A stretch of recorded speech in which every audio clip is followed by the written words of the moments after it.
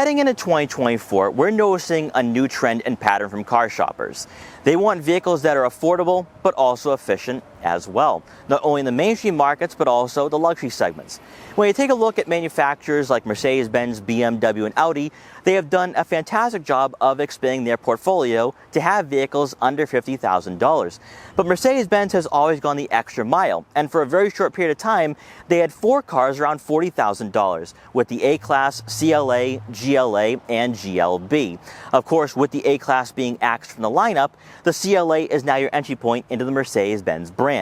But in this video, we're going to find out that the CLA is far from being a base Mercedes-Benz or an entry point into this market, but also if you are looking at buying a car that gives you some enjoyment behind the wheel, while also offering the creature comforts that you're looking for in this price range and market, then maybe taking a look at the Mercedes-Benz CLA might be a great decision. Now, before we get in this review, I want to give a huge shout out and thank you to Mercedes-Benz of Westwood in Westwood, Massachusetts for inviting me down here to check out their inventory, but also this CLA. Their link will be in the description below, so you can check out their extensive Mercedes-Benz inventory. Also, before we get started, make sure to hit the subscribe button and click the notification bell so you're notified every time a new video goes live on the channel. And so, without wasting any further time, let's get right in this review. The dichotomy between affordable and luxury has always been a thorn in the sides of premium brands, as buyers want the very best that the automotive industry has to offer in terms of performance and quality, but they're not always willing to pay the price. Starting around the first half of last decade, Mercedes-Benz and their domestic rivals invested heavily in the sub-$50,000 market, with the CLA being one of those products born from this new wave of entry-level luxury vehicles. While the first generation was met with mixed reviews, Mercedes made quick adjustments to close the gap between the CLA and C-Class for the second generation, and it's quite possible that in 2023, this small car could appeal to frugal shoppers now more than ever. Starting off with pricing, the CLA 250 with 4MATIC comes in at just over $41,000, making this small 4-door coupe Mercedes-Benz's most affordable car in the lineup. With rivals such as the Audi A3, BMW 2 Series Gran Coupe, and Cadillac CT4, most of the appeal for the CLA will boil down to refinement, and possibly even driving pleasure, as these entry-level luxury cars aren't always fitted with the best engines or transmissions. Sharing the same platform that underpins the GLA and GLB, the CLA takes many aspects from the crossovers it's closely related to, but with a lower center of gravity, buyers will find that it's a more inspiring means of transportation, even if you're sacrificing practicality. Showing its relation to the GLA, cosmetically, there's many similarities that the CLA shares with its subcompact crossover sibling, especially for the front fascia. Since our model has the AMG line package, the chrome diamond block grille and AMG bumper drastically improves the road presence of this car, as not only does the CLA look upscale, but the athletic body lines and aesthetics elevates the appeal of a sub-$50,000 vehicle. With the larger air intakes and active side air vents, which complements the streamlined LED headlight housings, this generation's appearance is more inspiring than its predecessor, evolving the concept of an affordable Mercedes-Benz and taking it more upmarket than before. Moving over to the side profile, with the night package, the CLA will be sitting on 18-inch AMG twin 5-spoke wheels with black accents, providing a subtle color contrast on our model, but further enhances the sportier design with the AMG line package. Ride quality is what you'd expect for this price point and market, as the CLA won't resemble a C-Class. Yet because the 250 doesn't have a sports tune suspension, it goes over the bumps and imperfections quite well. We have power folding gloss black side mirror caps with turn signal indicators to go along with blind spot detection for added safety. Then coming around to the back, more so than last generation, the CLA's final third follows a similar design path to the CLS, and as a result, this car has a more upscale appearance. With the sportback rear fascia, the CLA does look sleek and clean, but best of all is from this angle where its on-road presence is very classy. Taking inspiration from its larger sibling, the dual exhaust outlets does integrate some sportier undertones on this model. And rather than simply making a first impression that it's merely a gateway into the more expensive Mercedes-Benz vehicles, the CLA's design makes it known that it's truly a part of the family. Under the hood, the CLA 250 is powered by a 2-liter turbocharged 4-cylinder engine, producing 221 horsepower and 258 pound-feet of torque, and is paired with a 7-speed dual-clutch automatic transmission. As with any small luxury car in this market, the CLA's on-road performance will differ greatly from its larger siblings, and it's not necessarily solely based off the platform that underpins this car, where you're going to notice how it varies from a C-Class, for example. While there's no mistaking its upmarket characteristics from a design and interior perspective, its peppy and sportier personality, even for a base powertrain, is quite the contrast compared to the reserved and posh demeanor of a C-Class. With our model having Mercedes-Benz's 4MATIC all-wheel drive system, you'll have some confidence taking the CLA out on snow-covered roadways, but the lower ground clearance won't make it versatile. For fuel economy, you're looking at right around 24 miles per gallon in the city and 33 miles per gallon on the highway. Since we have the AMG line package equipped on our CLA, you're greeted by a youthful and athletic interior, with power adjustable and heated sports seats with MB-Tex upholstery and microfiber inserts to go along with red contrast stitching. For enthusiasts, these seats provide plenty of support, with a noticeable upgrade when it comes to bolstering, which does set the tone for what the CLA offers drivers. Also equipped, we have the $500 heated leather-wrapped steering wheel, offering an additional comfort feature for when you travel during the fall and winter. The most noticeable improvement for this generation is the technology, and as part of the $1,750 premium package, the 10.2-inch digital gauge cluster and infotainment system brings a modern and upscale vibe to the interior. Much like you'll experience with other Mercedes-Benz products, you'll be able to scroll through and customize this display to your liking by using the buttons and small touchpad mounted on the left side of the steering wheel.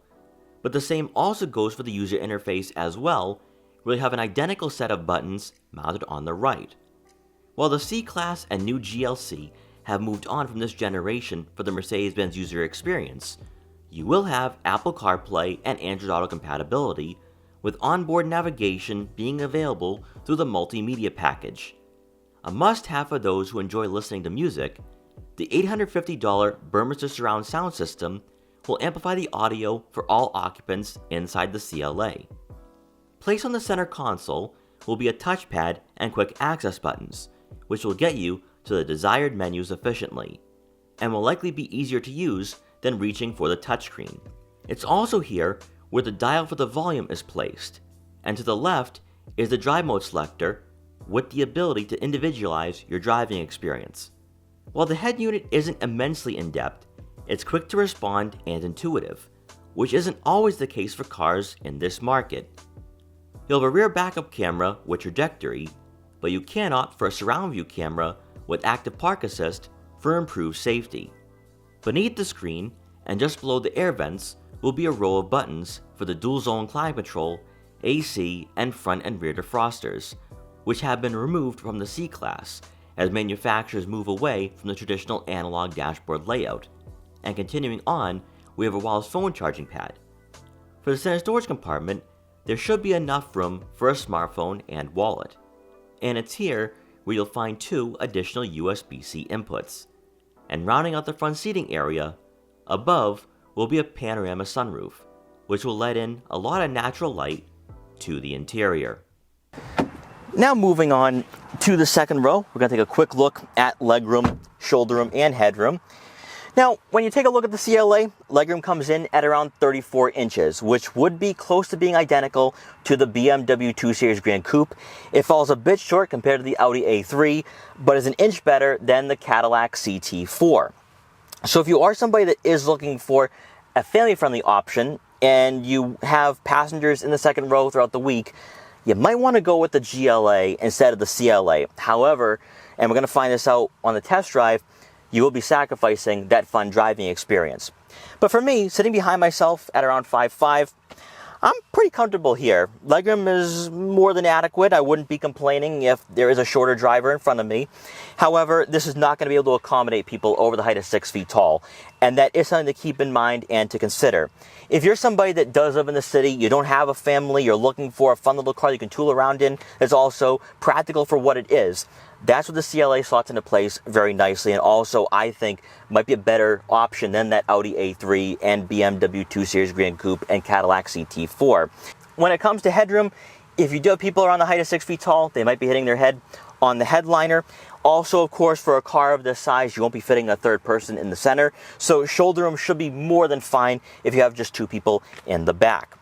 What I also like too is that Mercedes-Benz continued on the soft touch materials on the door panels as well, and it does feel very premium and sporty in this car, especially with the AMG line package. Also back here you do have 2 rear air vents to go along with a USB-C outlet, so that way you can plug in your smartphone or maybe an iPad. And rounding out the second row seating area, you do get a center armrest with 2 cup holders. Now coming around to the back, as you can tell, there's no latch to open the trunk, but that's because it's in the emblem. You just press down on it and the trunk opens nice and wide. You're probably wondering, how much could I possibly fit in the back of the CLA, because this is a small car, far smaller than the C-Class? Well, you can fit quite a bit. So behind the second row seat, you're looking at right around 11.5 cubic feet of room, which would fall in line with compact sedans like the C-Class, like the BMW 3 Series and Audi A4. And this cargo area is very deceptive. I was able to fit all my camera gear today, no problem. So that's 2 bags of camera gear, a gimbal box, and a tripod. And I still have additional room for other items if I had other gear with me or if I was going grocery shopping afterwards. So I think that if you are going on a road trip with a significant other or maybe a couple friends, you could easily fit 3, 4, 5 bags of luggage back here, which is pretty impressive for a car of this size. Then, of course, with the second row seats fold, you're going to have additional storage for some longer items, but just keep in mind that if you are looking for a vehicle that is better suited for a family, you're going to want to go with the GLA. Then on both sides of the rear cargo area, you will have some cubbies for some smaller items, and just gives you a bit more depth to this cargo area, so you could probably fit a couple water bottles, car detail equipment, or maybe even a first aid kit. And then once you're done, just grab onto the handle like you would with the hatchback, and close the trunk. So before we set off on this test drive for the Mercedes-Benz CLA, kudos to Mercedes-Benz for designing a vehicle that doesn't feel cheap for its segment or price point. When you step inside for the first time, you have a lot of nice materials for a vehicle at around $45,000 to $50,000, which really, in my mind, goes a long way. I think back to the first generation CLA back in around 2015, 2016, the car definitely showed that it was a base Mercedes-Benz. But now in 2023, this CLA, even though it is around 3 to 4 years old for this particular generation, it still looks new, it still feels tech-driven, and I'm really interested in seeing how it performs, how it handles, how it drives, how it compares to the Audi A3, but also the BMW 2 Series Grand Coupe, and also the Cadillac CT4. I think you can throw that car in there as well, and maybe, we might be stretching it here, maybe the Acura Integra as well. So we'll have an opportunity to get acceleration here, see what the CLA is capable of with this turbocharged 4-cylinder engine and 7-speed dual clutch automatic.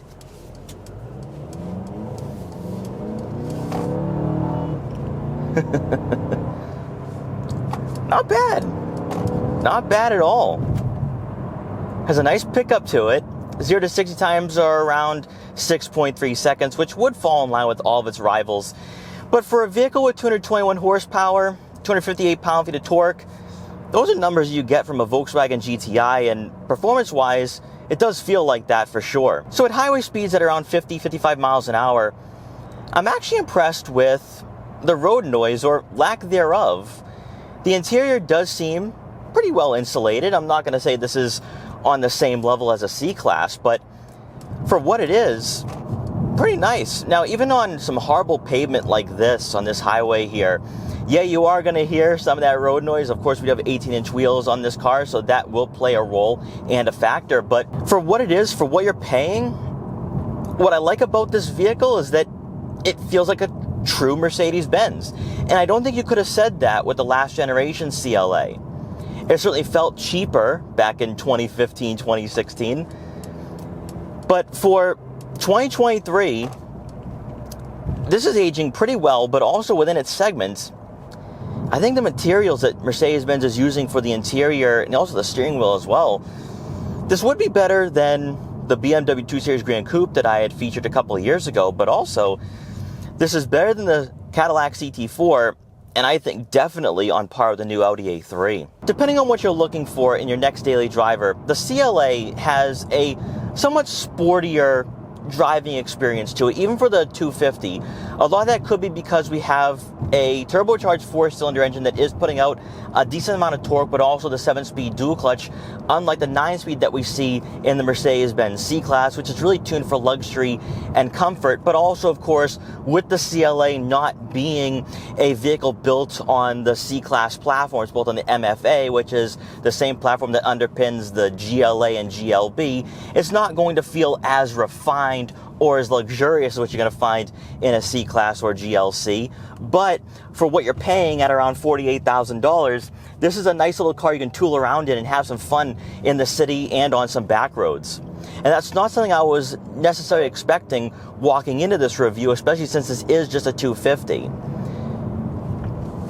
But it feels more than willing and capable to get up to speeds pretty quickly, but also I'm not sitting here begging for more power, which is why I think if you are looking for a car right now that is leaning more towards the affordable side of things, you're gonna love the 250. Going over some of the bumps and imperfections on these roadways, which are not really evenly paved, the suspension handles them pretty well, and as well as you can expect for a car in this market and a car of its size. Obviously, it's not going to feel like a mid-sized luxury sedan, so that's something you will have to keep in mind. Also, we have 18-inch wheels, which I think are doing a pretty good job when you are going over some of the potholes and bumps in the road. Always love this back road to check out the handling. And there is some body roll, so you're not going to get a sports-tuned suspension. However, the handling is more than confidence-inspiring.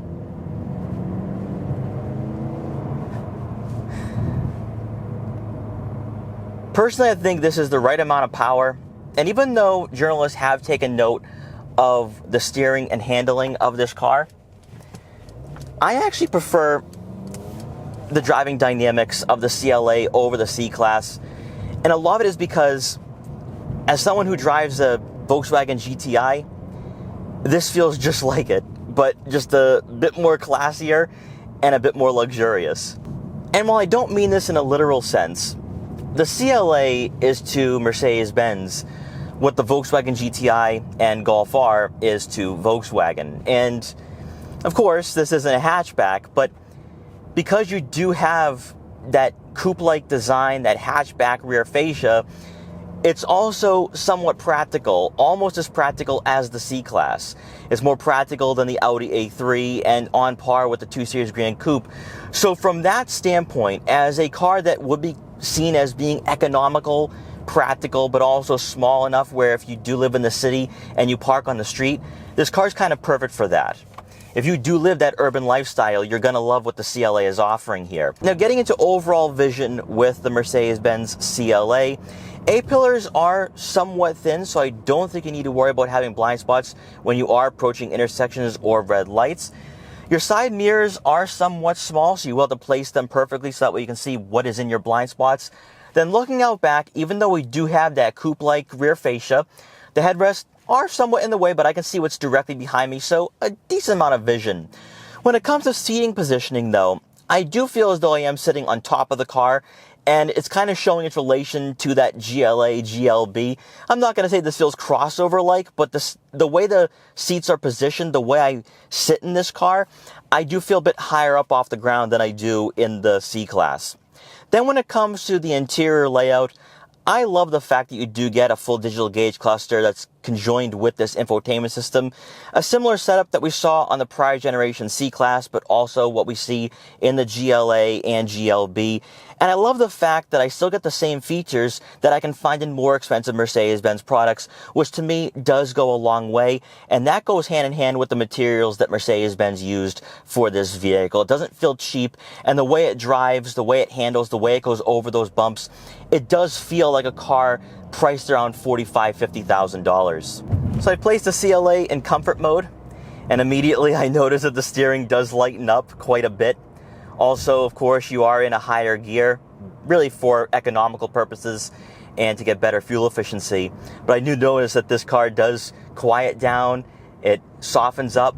However, it is in comfort mode where you do notice the differences, which are vast, between the CLA and C-Class. And if you are somebody that's not willing to spend over $50,000, you're gonna love the CLA because it is gonna feel like a substantial upgrade over a Toyota, Chevrolet, Honda, or Ford. And it comes along with the interior refinement, the design, the technology, and that's really what you're paying for. If you're somebody that wants a more upscale and luxurious experience, you'll have to max out your budget. However, comparing this to other small luxury cars that are out there right now, this is really impressive. If you were somebody that maybe wasn't impressed with the last generation CLA, and maybe you felt that that soured your experience for this particular segment, I would recommend coming back to Mercedes-Benz and checking this generation out because it has a similar layout to other Mercedes-Benz products, but also what they've done to the platform, it's really more refined. And also, it feels more premium than it did before. It no longer feels like the base or entry Mercedes-Benz. What I will say, though, about the CLA, and I've never brought this up for a car like this or any luxury car that doesn't market itself as being sporty, is that when you do put this car in comfort mode, you kind of remove the incentives of going with this small little car. It's actually better in sport mode. It responds better. It's more enjoyable to drive, and I understand the appeal, even with the 250. If I was somebody who was looking to make an upgrade, I wanted to take that next step in my car ownership history and journey, and I wanted to go with a more premium brand, but I wanted a car the same size as a Volkswagen GTI. This is kind of where the CLA makes sense, but also because it has the same power distribution, it has the same transmission or similar transmission, it feels like the GTI, but I'm driving a more mature vehicle. And that's why I like what the CLA is offering here. But also this kind of gives me a small glimpse of what the AMG version of the CLA would be offering, which now I kind of feel more enticed to experience that and maybe review one in the future, because comparing it to other non-sporty versions of cars in this market, like the Audi A3, like the BMW 2 Series Grand Coupe, like the Cadillac CT4, I'm actually liking the Mercedes-Benz CLA from a driving experience perspective more so than those three cars. So for my final thoughts here on the test drive of the Mercedes-Benz CLA, this car has a nice little character to it. I'm not going to downplay the fact that you are going to be making some sacrifices and some concessions by going with the CLA over a C-Class, not only when it comes to the comfort, maybe even the features, but also, and a lot of non-enthusiasts are going to notice this, is that the 7-speed dual clutch isn't going to be as maybe refined or as smooth shifting as the 9-speed in the C-Class or other vehicles higher up in the lineup. However, as an enthusiast, I love this little package that this car is offering, but also when you factor in that this car is around $45,000 to $48,000, the performance, I don't think you can beat it, but also this just feels like a fun little Mercedes-Benz that doesn't feel like a base model, doesn't feel like an entry-level experience hopping into Mercedes-Benz. This is something that we wouldn't have seen 5, 7, or 8 years ago. So to quickly wrap up this review, the Mercedes-Benz CLA is a fun little car. I think we've established that on the test drive today. But also, considering that it is priced below $50,000, I don't know what else you could possibly want or demand in a vehicle in this segment. I genuinely believe that this is better than most of the vehicles in this market, including the BMW 2 Series Grand Coupe, Acura Integra if you want to go in that direction, but also even the Cadillac CT4. Now, some people could claim that the new Audi A3 is a bit more futuristic, a bit more modern, but driving dynamics-wise, the only car I can compare the CLA 250 to would be the Volkswagen GTI. And it's mostly because no other vehicle in this market, especially with the Turbo 4, is going to be that enjoyable as the CLA is. But also, when you take a look at the interior layout, the technology, the full digital gauge cluster, the way the dashboard is designed and laid out, this is what you see from other Mercedes-Benz products. So it's not like you're getting a cheap or tacky experience with this vehicle. Of course, true Mercedes-Benz enthusiasts will say, well, you're not getting the same experience like you would find in a C-Class. And that is duly noted. However, if you are somebody that's not going to spend over $50,000, but you want a Mercedes-Benz, you want a car that is more upscale than your Toyota or your Ford or GM product, step inside a Mercedes-Benz CLA 250 and you're going to love what it's offering. And compared to where we were last generation, or just for this market in general 5 to 10 years ago, these vehicles have come a long way, and they're once again intriguing and appealing, especially right now with the car market the way it is. And that's why I think that this car is definitely worth taking a look at and worth considering if you do want to buy a vehicle under $50,000. So guys, thank you so much for watching this video. Please like, comment, share, and subscribe for more. Also, make sure to follow me on Instagram at Boston Autoblog so you can see what I'm up to and what vehicles I'll be featuring in the future. And I will see you guys next time.